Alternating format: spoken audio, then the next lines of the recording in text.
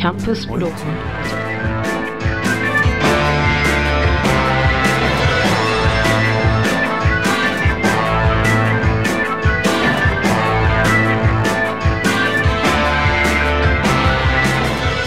Bonsoir tout le monde, moi c'est Hugo et vous êtes peut-être dans votre voiture, dans votre salon ou je ne sais où et finalement j'ai pas envie de savoir.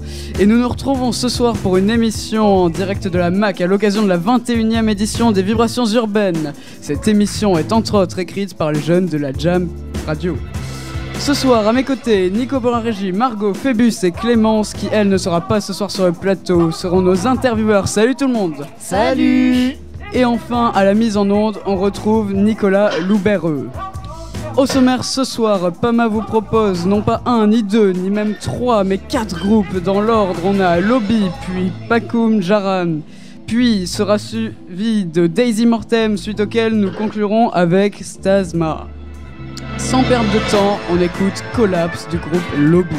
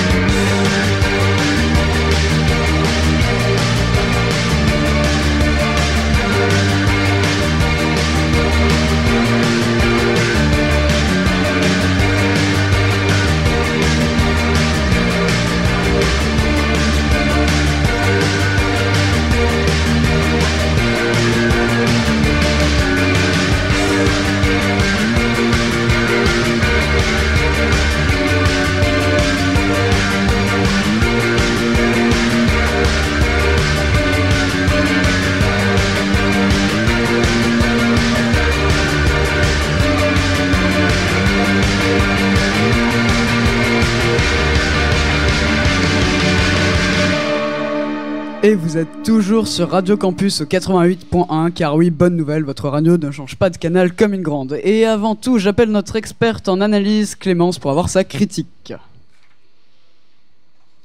des Magical Girls et un morceau d'Indochine, cette musique est le miroir d'une autre époque.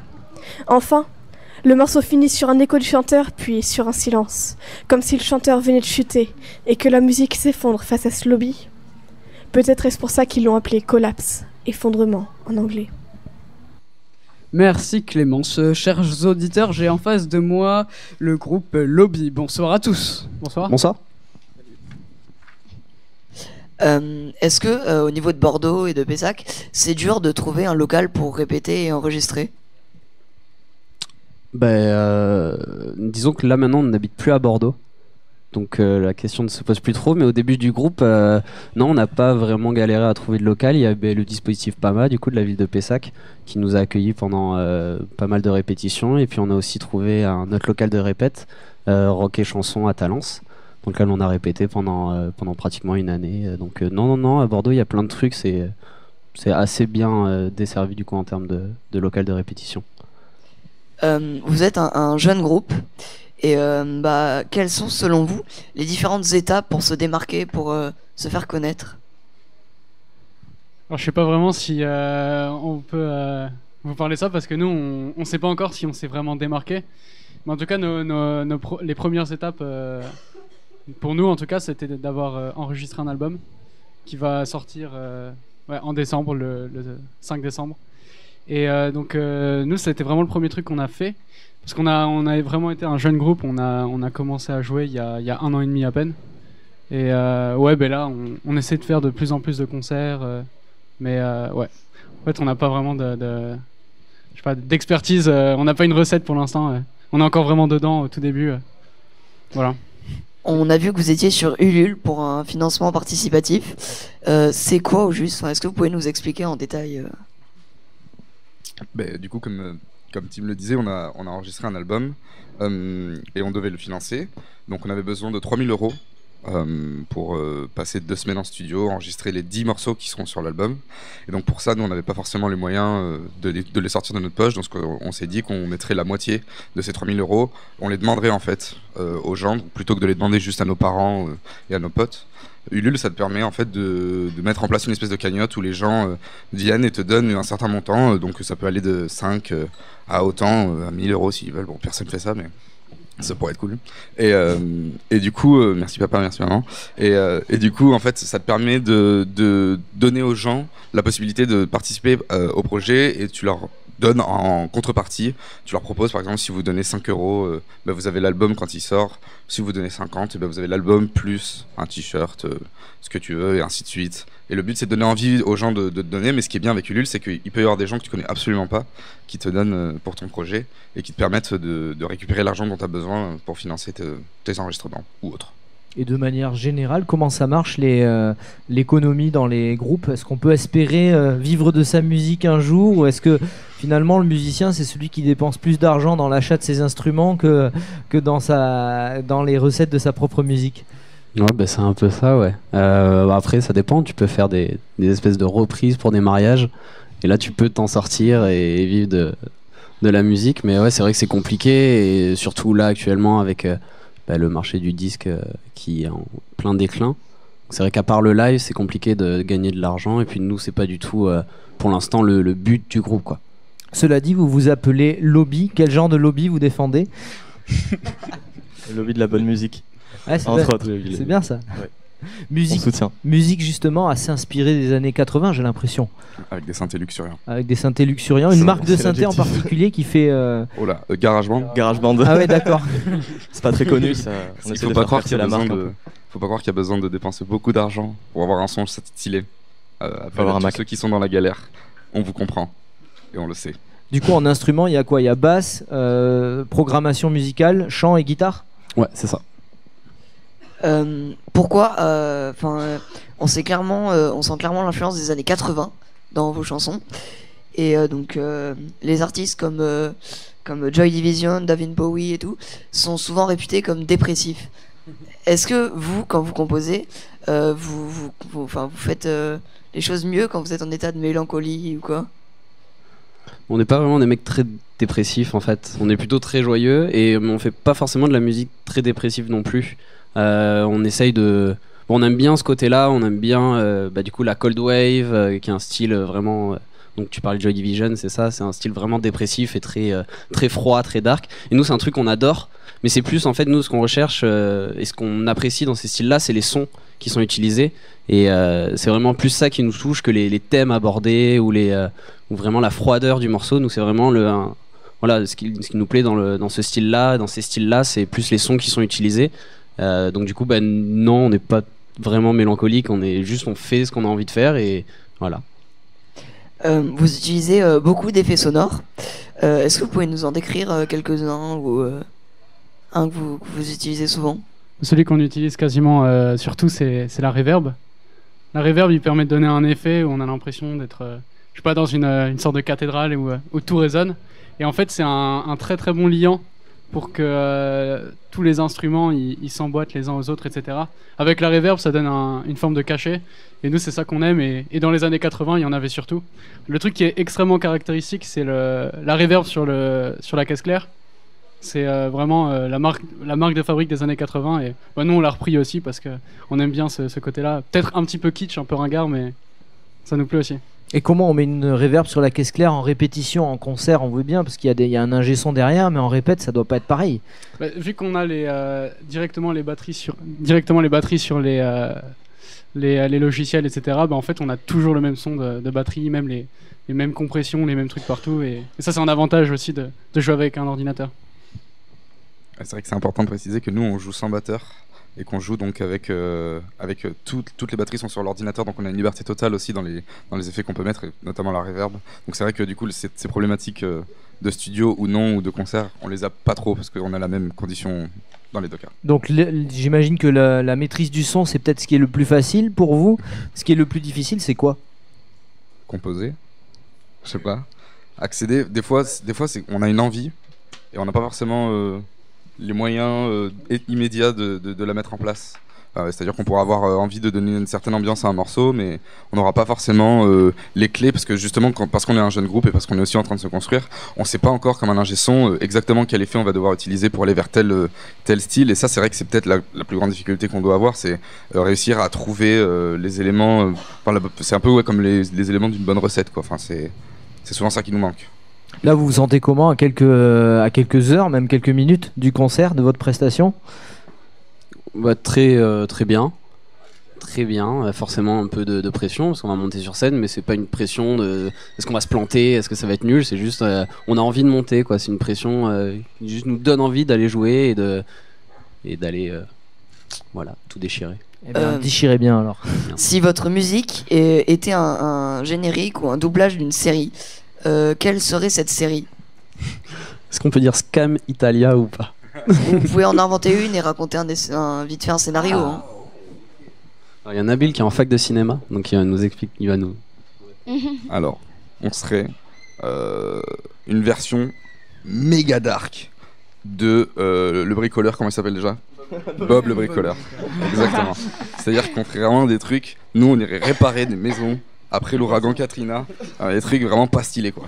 Et on le ferait avec le sourire. Il y a MacGyver aussi dans les années 80, et ça pourrait... en plus, voilà, un petit MacGyver derrière qui vient nous filer un coup de main de temps en temps, histoire de casser la gueule, c'est la famille. La figure aux méchants voleurs. Merci beaucoup, c'était Lobby et écoutons maintenant Hello de Pakun Jaran.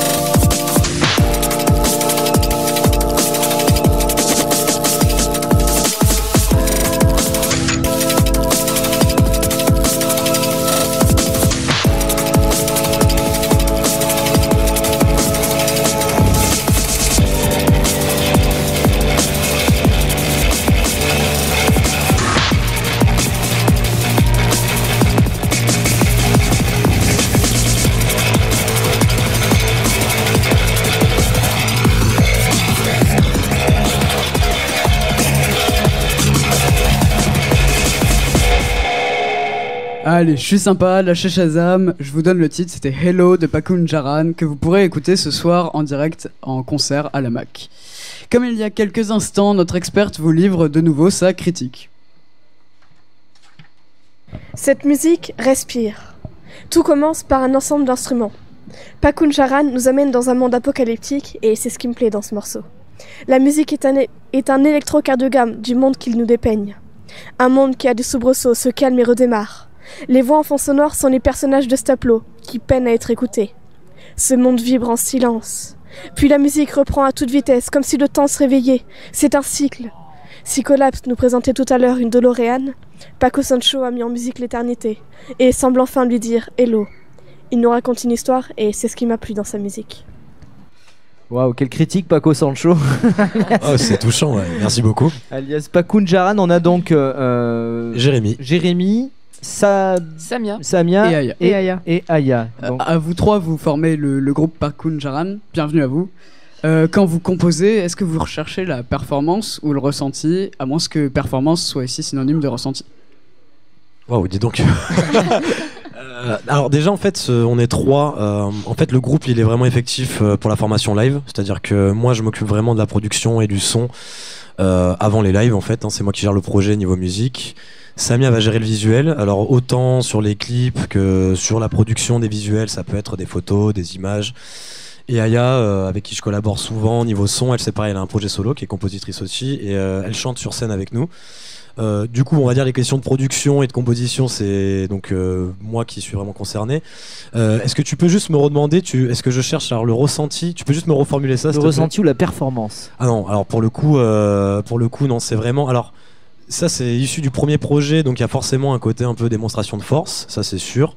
En revanche, c'est quand même vraiment, c'est vraiment le ressenti qu'on cherche en fait. L'idée, c'est de raconter un conte audio, plutôt que d'essayer de vraiment faire un truc techniquement irréprochable sur tous les points. Alors il y a une pointe de perfectionnisme, hein, ça on peut pas l'enlever. Mais non, l'idée c'est vraiment, c'est presque, le ressenti c'est bien, je dirais même le mot cinématographique quoi. C'est essayer de transmettre d'un point de vue auditif un truc qui est cinématographique, qui va envoyer des images aux gens, qui va parler aux gens quoi. Alors justement, les images qui naissent en vous à l'écoute de cette musique, ça correspond à quoi? C'est plutôt de l'art abstrait, c'est plutôt des visages, c'est plutôt des forêts? Alors, l'EP il est construit visuellement sur une idée de narration aquatique, ça raconte un peu les tribulations de quelqu'un qui se noie. Alors ça c'est moi la première lecture que j'en fais. Par contre, quelqu'un qui l'écoute, j'ai eu plein de retours sur des gens qui écoutent cette EP. En fait, chacun se fait son propre film. En fait, ça peut être autant de l'art abstrait que d'imaginer une narration précise, une histoire précise. Il n'y a pas de cadre de limite. En fait, c'est tout le monde le prend comme il le sent. En fait. Ouais. Cela dit, dans les clips, puisque vous avez aussi des clips, là, vous figez une image. Alors là, pour l'instant, on a un clip et ouais, l'idée c'était d'essayer de raconter un truc, effectivement, en figeant l'image, en faisant des trucs un peu psychédéliques. Alors il y a un côté un peu abstrait. Mais il y a derrière effectivement une narration. Nous en tout cas on essaie de faire passer un message derrière. C'était un mot à dire peut-être sur le clip, Samia. Ouais, alors en fait c'était que quand moi je me suis rajoutée sur le projet, les images en fait qui me sont vraiment venues à l'esprit, c'était des choses assez aquatiques, assez immersives, assez oniriques. Et après dans mon univers personnel artistique, je suis assez dans des choses un peu horrifiques, toujours oniriques. Et donc on a essayé un peu de mélanger là-dessus, de trouver un accord là-dessus. Donc il y a beaucoup de mes références à moi, surtout cinématographiques, et on a aussi pas mal de Jérémy. En fait, niveau cinématographie, on a pas mal de goûts en commun et on aime bien tous les délires un peu anxiogènes, les films, les giallo italiens, donc les films d'horreur des années 70 qui sont nés en Italie. Toute cette esthétique un peu particulière, un peu anxiogène, mais à la fois très colorée. Et voilà, c'est un peu ça qu'on essaie de retransmettre, en tout cas visuellement, c'est un peu cette idée quoi. Alors je vais poser une question de saison, puisqu'on est à l'automne. Est-ce que vous allez chercher les sons, parce qu'il y a quand même une sacrée recherche de sons, comme on va chercher les champignons? Oui. Franchement oui, en vrai oui, et puis totalement. Déjà il y a ce côté saisonnier qui joue. De toute façon l'inspiration est pas la même quand tu composes l'été que quand tu composes en décembre, c'est quoi à dire, hein, mais c'est... Mais ouais, il y a vraiment de ça. Et puis moi, au-delà de ça, j'ai fait pas mal de field recording pour cette EP, donc j'ai enregistré pas mal de vraies matières avec des micros. Et ça s'est fait principalement en hiver. Donc forcément, ça s'est articulé autour d'une production très froide, très austère, très hivernale en fait, quoi. Donc tu peux faire les deux, tu peux aller chercher les sons et les champignons en même temps. Tout à fait, exactement. Ouais. Effectivement, ouais. C'est joindre l'utile à l'agréable, quoi.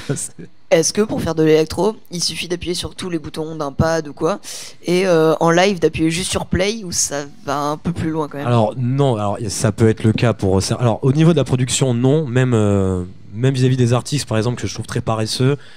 Tu peux pas, on peut pas résumer effectivement la musique électronique à appuyer sur un bouton. Il y a vraiment une phase de composition qu'un mec le fasse via des machines ou via un ordinateur. Même s'il est assisté, alors il y a quand même récemment il y a eu des histoires. Bon, je vais citer Christine and the Queen, mais effectivement il y a des producteurs un peu paresseux qui vont se servir des boucles qu'on va retrouver dans les logiciels et les empiler les unes sur les autres. C'est une forme de production, mais effectivement c'est très paresseux. Ça je cautionne un peu moins. En revanche, en termes de production, ça dépend vraiment de la richesse de ce que propose quelqu'un artistiquement et au niveau de son son. Mais non, on peut pas résumer ça à ça, à combien même sa musique puisse paraître un petit peu maigre. Sur scène, c'est différent par contre, effectivement, il y a des gens qui sur scène vont être dans une config très très paresseuse. Il y en a d'autres, comme Stas Massoir, qui font absolument tout en direct et qui programment leur partenaire en direct, donc c'est vraiment... Ça demande franchement un travail de fou, quoi. Ça demande autant de travail, je pense, qu'un mec qui va bosser sur une batterie ou une guitare pour un live. Et en revanche, bon, nous on a une config, on est 3 sur scène. Moi l'idée c'est surtout de jouer mes tracks et de les réinterpréter. À l'avenir, j'aimerais bien pouvoir un petit peu plus intervenir dessus, mais non, l'idée en tout cas c'est vraiment de réorchestrer tout ça sur scène et en fait de donner une nouvelle dimension par rapport à ce que tu ressens quand tu l'écoutes chez toi ou avec des potes ou au casque. C'est vraiment le mec qui vient en live, en tout cas, il a un ressenti complètement différent, quoi, que l'expérience soit totalement différente. Ouais. Et une des techniques que tu utilises en live, c'est le looper, il me semble, c'est-à-dire la boucle de répétition. Ouais. C'est facile à gérer ça quand tu es sur scène avec la concentration avec moi j'ai la chance d'avoir du matos que j'ai mis du temps à investir et qui est assez cher, donc c'est plutôt simple à faire pour le coup actuellement, c'était moi le cas avant. Après il y a des mecs qui vont faire du beatbox et qui vont utiliser leur sampler loop. Moi personnellement je pourrais pas utiliser ça sur scène, quoi. Avec l'adrénaline ou quoi, essayer d'être aussi carré et précis, c'est super difficile. Moi j'ai des synchronisations de tempo qui me permettent un petit peu de sauver les murs si vraiment je me rate, quoi, que je fais un truc qui va un peu à côté. Voilà, mais bon, ça c'est plus du matériel et bon, il faut un certain budget derrière pour pouvoir se permettre ça, quoi. Et finalement, on a très peu donné la parole à celle qui a la parole dans ce groupe Pakun Jaran, c'est Aya. Aya, tu chantes. Bonsoir. Comment tu poses ta voix sur ce genre de musique assez électro Mais du coup, c'était un gros défi, c'est vrai, parce que c'est pas du tout le style de musique auquel je touche. Je suis plutôt pop électronique du coup. Donc, post-pop même. Ouais. C'est ça. Mais du coup, ça fait, j'utilise ma voix comme un synthé en fait sur plein de morceaux. Il y en a normalement, je chante que sur un seul morceau de son EP, et là, je m'adapte sur tous les sons.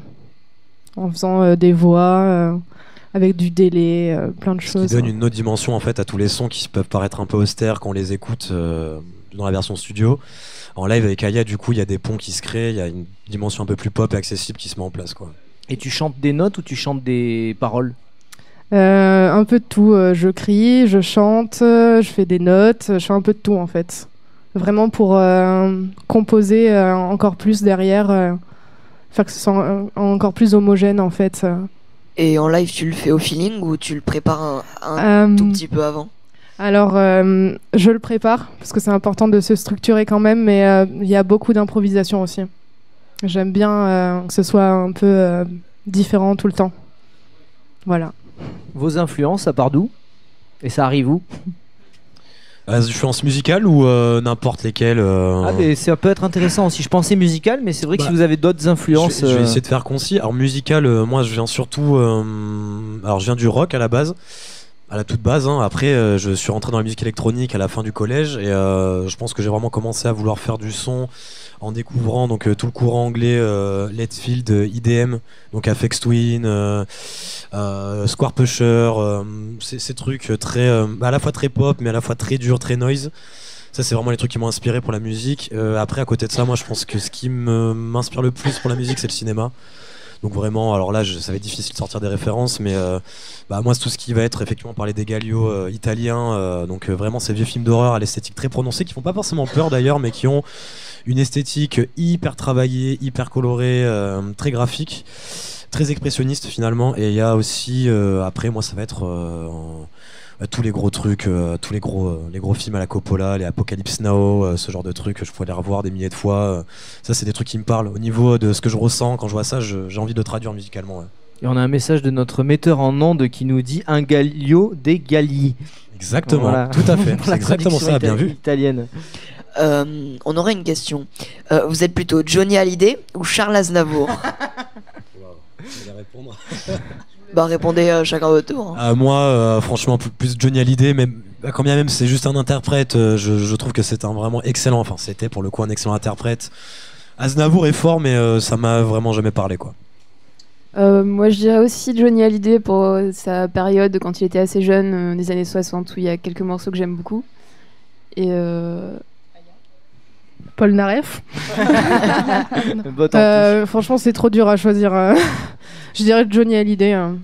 T'en as une autre, absolue, ouais. T'en as une autre, Phébus, comme ça, des questions ouais. un peu idiotes. Alors, vous préféreriez jouer devant un public de canards qui est fan de votre musique ou un public de résidents en EHPAD qui vous lancerait leurs sous-vêtements?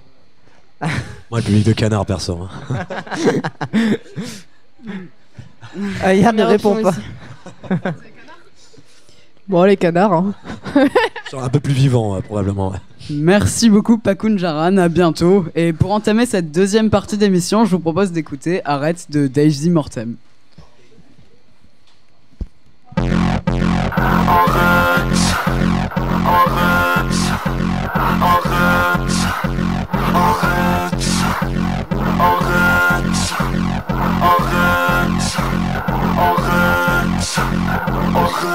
J'ai des arrêts dans la gorge qui m'empêchent de respirer. Des arrêts coincés dans la gorge qui m'étouffent comme du verglas. La première se nomme souffrance de nos aïeux. Infarctus à l'orphelinat, Alzheimer et alcoolisme. Cancer du sang, divorce des enfants. Ensanglanter nos ascenseurs, cadavres généalogiques. Prélever la moelle osseuse pour célébrer Halloween.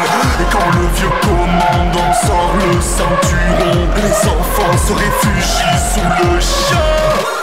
Il montre ses crocs pour les protéger des coups. Donc j'aime les chiens comme mes frères et je hais les hommes.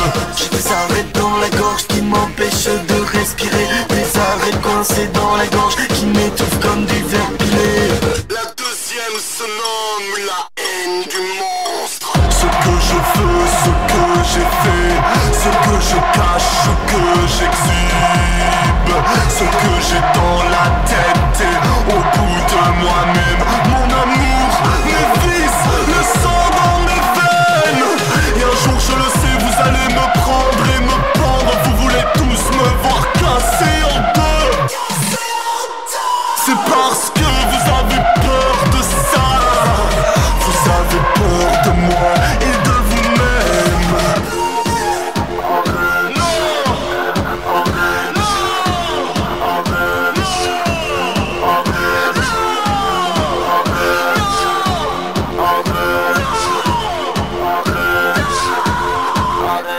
J'ai des arrêts dans la gorge qui m'empêchent de respirer. Des arrêts coincés dans la gorge qui m'étouffent comme du verglas. La troisième se nomme nos vies face au vide. Je ne sais pas où je vais, je veux me sentir vivre. Sinon je meurs donc je m'enivre et je m'enfuis.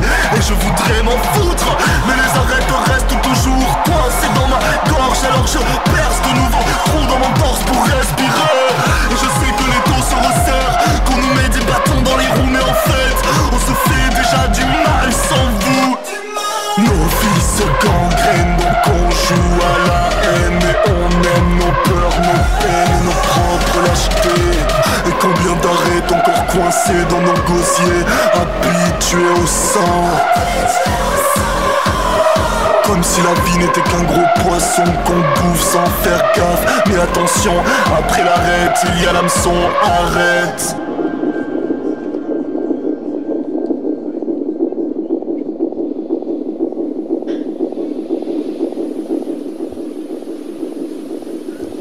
Vous êtes sur Radio Campus et écoutez une émission spéciale VU écrite par les jeunes de la Jam Radio Pessac. Vous avez maintenant l'habitude, Clémence, donne-nous ta critique. Cette chanson de Desi Mortem m'a évoqué du Kinvé en électro. Le rythme était bien tenu.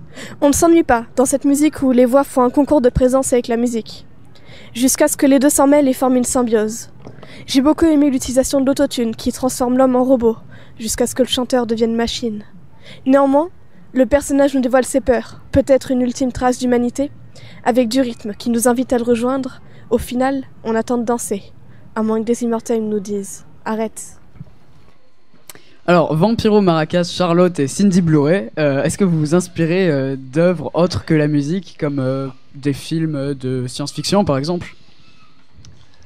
Oui, moi on s'inspire de tout, des films, des arts. De Kinvé, comme on l'a entendu dans la. Oui, alors pas aussi. trop Kinvé, moi non, nous on aime bien Jul, chez nous. C'est vrai ? Ouais. Ah ouais. Et souvent les gens ils pensent que c'est une blague quand on leur dit, des fois ils nous saoulent même.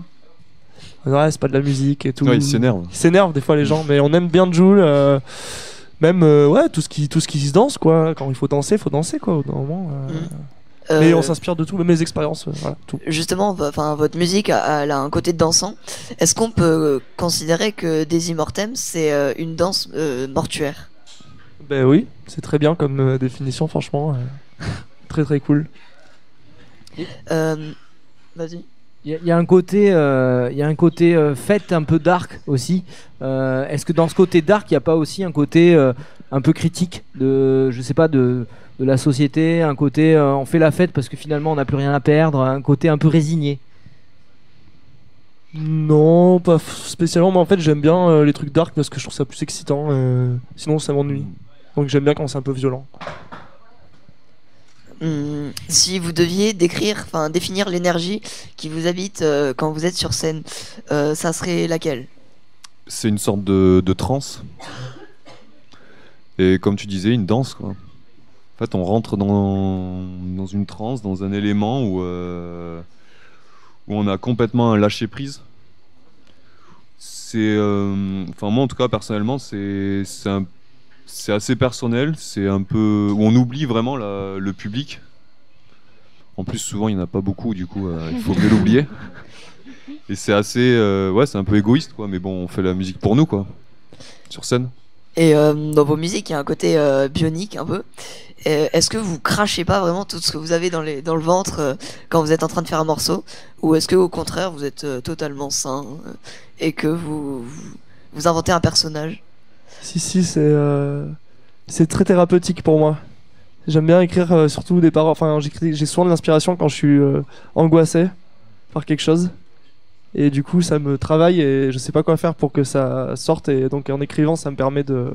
C'est un défouloir. Ouais, mais du coup, je sais pas, c'est peut-être pas gentil parce que les gens qui l'écoutent après ils sont tristes et. Ça se trouve, ça les traumatise, je sais pas. Mais en tout cas, la performance scénique, on le sent dans ce que tu disais. Il y a un côté lâcher prise énorme quand vous chantez, quand vous êtes sur scène. Il y a une part de vous n'êtes plus vous-même. Et sur le côté bionique dont parlait Phébus, je trouve ça très intéressant aussi. Je compare peut-être à Pak Moon-Jaran qu'on a écouté tout à l'heure, où on a carrément dans l'électronique. Vous, c'est un peu mi-organique, mi-homme, mi-machine en fait. On dirait que vous êtes une symbiose entre l'homme et la machine. Ouais. Ça se fait comment ça vient naturellement? Comment ça se fait? Ouais. Bah, c'est une esthétique qu'on aime bien. C'est l'instinct, quoi. C'est une question d'envie. Il n'y a pas de calcul. Hein. Après, c'est des sons qu'on écoute aussi. C'est des influences qu'on a qui font qu'on aime bien ce délire d'aller chercher des sons de machine, tu vois. Mais de les. Et le côté sauvage de l'humain, quoi. Et est-ce qu'en général, les sons que vous collectez, vous les laissez bruts ou vous les modifiez quand même un peu? On les modifie beaucoup. Complètement modifié. Ouais. D'accord. Ça, on aime bien prendre des sons. Tu vois, l'autotune par exemple. C'est intéressant de prendre ce son parce que c'est un son super lisse à la base et super radiophonique et FM quoi. Et on a essayé de trouver ce qu'il peut y avoir de bizarre dans l'autotune ou de le déformer pour voir ce que ça peut donner d'un peu monstrueux plutôt que de faire un truc tout lisse pour la radio, tu vois. Voilà. Et si vous étiez un monstre, justement, ça ressemblerait à quoi? Physiquement, visuellement? Bah, je pense pas loin d'un chien quand même. Ouais. Moi, j'aimerais bien être un chien. Quoi Quel comme genre chien de chien? Un border collie. Le plus beau chien. De quelle couleur? Blanc, noir, gris, j'aime bien les trucs. Des Immortem, vous êtes, je crois, le groupe, si ce n'est fer de lance, à l'origine de Vicious. We Are Vicious. C'est quoi ce collectif, ce label, cette entité protéiforme et cosmopolite? C'est un collectif d'artistes. Il y a plusieurs groupes qui gravitent à l'intérieur. Où en fait c'est un partage de projets où chacun s'immiscie dans les projets perso ou collectifs de chacun. Bon, là je me suis un peu embrouillé. Mais en gros on se partage, on se fait passer des morceaux tout simplement, et dès qu'on a moins d'inspi on l'envoie à un pote et c'est comme ça qu'on avance, quoi. Ah oui, donc il y a aussi un processus créatif qui, ouais, qui se fait en commun. Il y a des morceaux de des Immortem qui sont à demi composés par vous et puis à demi composés par d'autres membres du collectif. Voilà, et puis c'est et quelque vice chose versa. on partage vraiment tout ce qu'on fait, tout ce qu'on crée, pour avoir des idées, pour avoir des retours. Enfin, on avance ensemble, quoi. L'événementiel aussi, on va faire des soirées tous ensemble, surtout au début parce qu'on était tout seul, on connaissait personne. Du coup, pour faire des soirées, on se disait, on va mettre tous nos potes qui font de la musique, on fait une soirée tous ensemble. Et puis ça a créé des plateaux un peu bizarres, parce qu'il y en a qui faisaient de la pop, il y en a qui faisaient du rap, il y en a qui faisaient de l'électro. Et maintenant, c'est notre marque de fabrique de tout mélanger.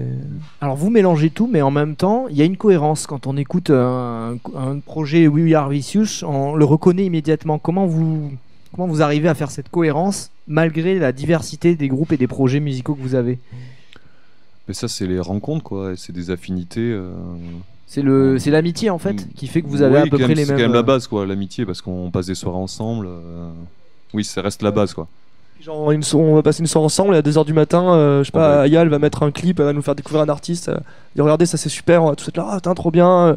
Ou alors non, et puis du coup, c'est avec la discussion. Et puis en fait, peut-être que 2 semaines plus tard, quand on va faire de la musique, on va repenser à ce qu'on a, tu vois, ce qu'on a partagé à ce moment-là. Donc vous cherchez vos influences dans tous les styles de musique, d'art, tout ce qu'on vit, tout, n'importe quoi. Même le truc de We Are Vicious, c'est que par exemple, parfois je vais aller chez Jérémy qui habite à 30 secondes de chez moi, Pakunjaran, pardon, et je sais pas, il va me faire écouter sa dernière démo et je vais me dire oh là là, les basses elles sont trop bien, donc je vais revenir chez moi, 5 minutes plus tard, je vais écouter un morceau que je fais, dire tiens là les basses ça va pas. Donc c'est un ping-pong constant, quoi, et c'est une émulation aussi, quoi. Ce que vous décrivez, c'est aussi la vie de groupe en dehors du groupe. Le côté sortir ensemble, se mater des séries, regarder des clips, etc. Et ça, on a tendance à le nier un peu dans la vie de groupe. C'est hyper important, en fait, d'être une bande de potes avant tout. Ah oui, c'est ben, sûr. C'est la base, c'est la base. Même tous les gens avec qui tu bosses, c'est que des potes. Ouais. Si tu t'entends bien humainement avec eux, tu vois ce que je veux dire. Vous voyez bosser, par exemple, dans quelques années à distance, du coup, juste sur le projet musical et plus trop vous voir en soirée, plus trop. Moi, j'habite maintenant au Portugal, à Porto, depuis 2 ans. Et du coup, avec Cindy, on est obligé de communiquer à distance, quoi. Ouais. Mais ça a renforcé le projet. Hein. Ouais. Et puis on passe des fois, on va passer 1 mois ensemble sur la route. 1 mois ensemble. Quoi. Du coup, ça va, on n'a pas besoin de faire plus de soirées que ça. Parce qu'on va passer 1 mois dans la même voiture, dans la même chambre et tout. Donc, On aurait une question un peu plus détente. Vous préféreriez avoir une panne de courant sur scène ou que personne ne vous rattrape si vous sautiez dans la foule? Peut-être la panne de courant. Ouais, quand même. Panne de courant. Limite, c'est tout ce qui est risque physique, tout. Ouais. Et si vous étiez un légume pour définir votre groupe, ça serait lequel? Un légume On peut dire un fruit ou pas? Ouais. Il faut se justifier par contre. Un végétal. Ça c'est plutôt Charlotte. Alors Charlotte on l'a pas trop présenté, mais en fait c'est un petit peu le Andy Warhol des Immortem. C'est-à-dire qu'elle a beaucoup d'importance dans les choix esthétiques qu'on fait visuellement. Donc celle qui a fait beaucoup de nos clips et tout. Et en fait, elle avait déjà essayé de nous imaginer en fruits. En tout cas, moi. Ouais. Et moi, t'avais dit que j'étais quoi? Toi, je crois que j'avais dit que t'étais une date. Ah. Et ouais, bah, c'est pas un légume, mais disons fruits et légumes. Sam, je sais pas, c'est plus difficile.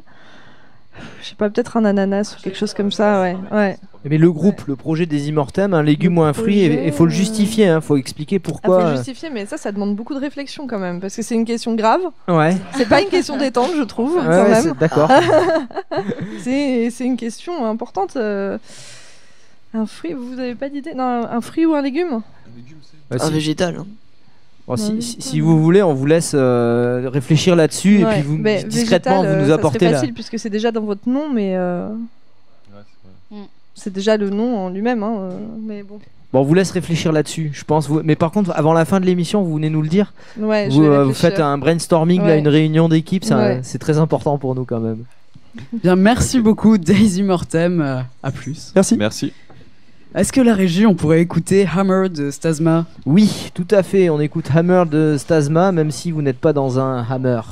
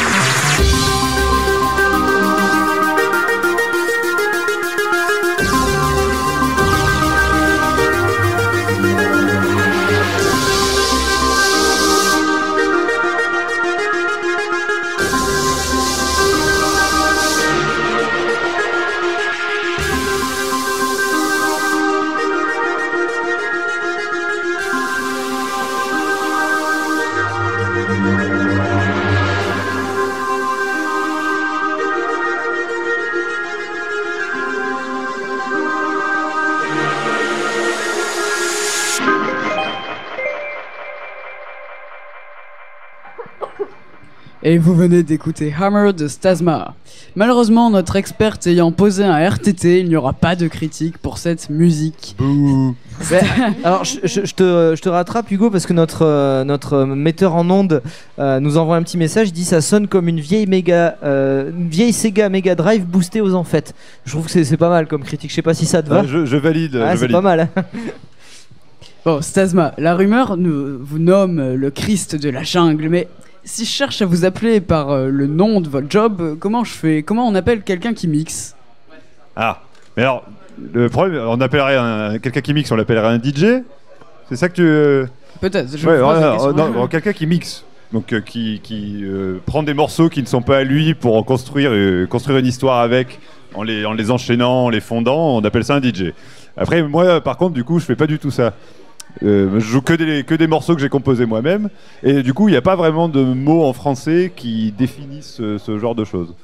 On va dire que c'est un live, mais ça fait déjà utiliser un mot anglais, mais il n'y a pas vraiment de vraie définition.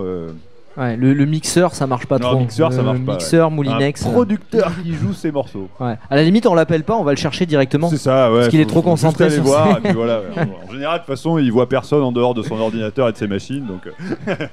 The Jungle Christ, pourquoi ce pseudo? Est-ce qu'il y a une histoire derrière Il y a complètement une histoire, elle est pas super intéressante, mais en gros, quand j'étais plus jeune, quand j'ai commencé à faire de la musique électronique, j'avais les cheveux super longs. J'avais les cheveux longs jusqu'à à la moitié du dos quasiment, avec la barbe et tout. Du coup, je faisais très christique comme look. Et vu que quand j'ai démarré, j'étais surtout dans un style de musique qui s'appelle la jungle.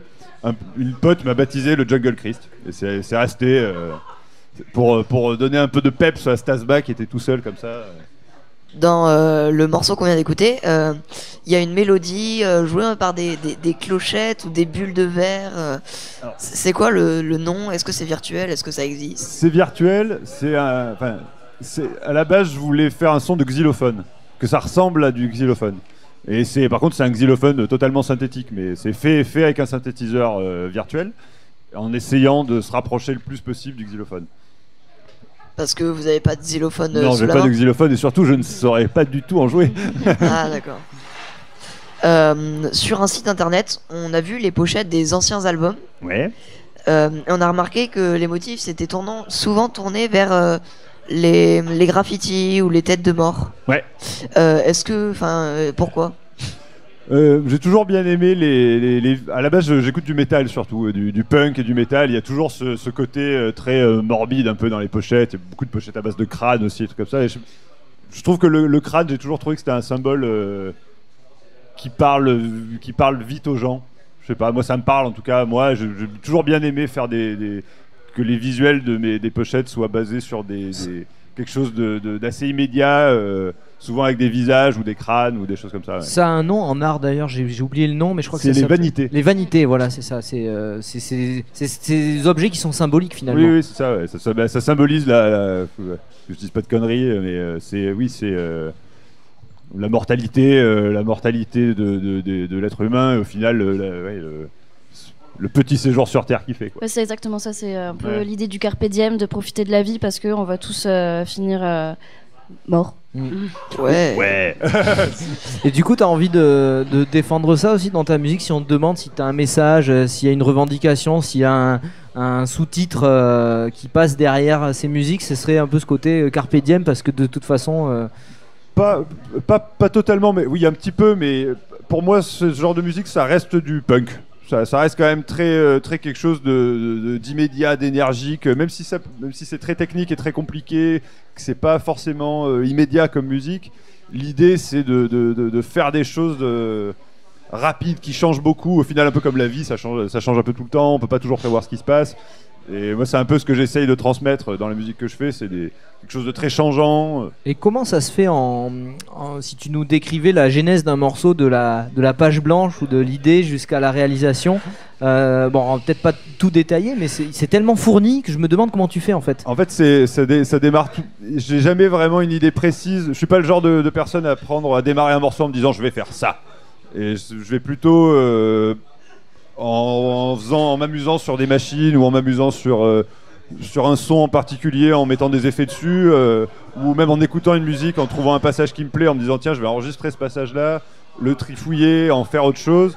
C'est vraiment partir d'une idée sur le moment, broder autour, si ça me porte, ça va me donner d'autres idées auxquelles je vais continuer. C'est un peu comme, je rapprocherais ça de l'écriture automatique dans l'art, ou même de la peinture automatique. Est-ce qu'il y a une continuité dans les albums? Est-ce qu'il y a... Chaque album représente une histoire ou l'ensemble des albums fait une suite logique? Non, je suis pas dans le concept sur le vraiment long terme. Par contre, j'essaye que chaque album ait pas forcément un concept très marqué, mais que chaque album soit une histoire à part entière, en tout cas. J'ai jamais vraiment fait d'album, j'ai toujours fait que des EP, donc des formats courts de 4 ou 5 morceaux. Jamais dépassé même pas les 6, mais je crois que je fais toujours des 3-4 morceaux dans ces eaux-là. Et je préfère faire des petits formats qui ont leur identité et rester là-dessus et passer à autre chose après. Et justement, un EP, ça dure combien de temps à faire? En général, une moyenne à peu près? Ça dépend des gens. Moi en général, je vais passer à peu près 1 mois sur un morceau. Donc un EP, 4 morceaux, ça va faire 4 mois à peu près. Après, si je suis lancé vraiment dans une période très créative, ça va durer peut-être que 2 semaines pour un morceau. Mais ça, c'est que la création, que la composition. Sans compter le côté collecte technique. des sons. Après, je les fabrique tous maintenant, les sons. Moi, je bosse avec des synthétiseurs et des choses comme ça. Du coup, je synthétise quasiment tout. J'utilise encore quelques batteries ou quelques samples de batteries qui existent que je démonte dans tous les sens pour en faire ce que je veux. Mais un morceau, c'est long quand même. Moi, ça prend du temps. Ouais. Et tu disais, il y a une partie création de son et après la composition. C'est-à-dire que tu crées d'abord... Non, alors, ce que je disais, c'était la composition. Comme je disais, alors, je vais mettre 1 mois à composer un morceau. C'est-à-dire à tout produire, à créer les sons qui vont sur la rythmique, à vraiment faire toute ma mixture, à composer ça pour que le morceau soit fini. Mais après, il y a la partie technique du mixage, du mastering, ou vraiment de finir ça en termes uniquement de son purement technique, sans côté artistique, sans composition, quoi. Ouais, jouer sur les fréquences et vraiment tout faire ça. du boulot de sondier, quoi. On aurait une question un peu plus détente, un peu plus. Alors, tu serais plus Kinvey ou Francky Vincent? Alors, Kinvey, je sais même pas qui c'est. Explication. Comment définir? Choisis Francky Vincent alors. Francky Vincent, disons. Ouais, après, j'ai pas très envie de choisir Francky Vincent, du coup, j'aimerais bien savoir qui c'est Kinvey, mais. C'est un espèce de lover. Quel style de musique? J'ai peur de dire une connerie. Bon, c'est pas grave, une autre question. Ok. Pardon. Si tu étais un objet pour définir ta musique, ça serait quoi? Une lampe qui marche mal, qui clignote. Ça va très bien, je trouve. Ouais. Ou alors une Mega Drive, une vieille Sega Mega Drive. Ou un vinyle fondu. On m'avait dit que ma musique une fois ressemblait à un tas de vinyles fondus de styles différents. J'aime bien cette idée. Un bac de vinyle fondu. C'est pas mal, ouais. Merci à vous d'avoir été avec nous pour cette dernière partie d'émission. Merci à toi. Bien évidemment, merci. Tous les groupes présents ce soir ainsi que toute l'équipe. N'oubliez pas que dès maintenant, ces groupes se donnent en concert ici à la Mac du Cross numéro 1. Demain au VU, on retrouvera Urborama, Jam et la fameuse Battle Arena. C'était à Jam Radio Pessac sur Radio Campus. Bonne VU et bye. Bonsoir.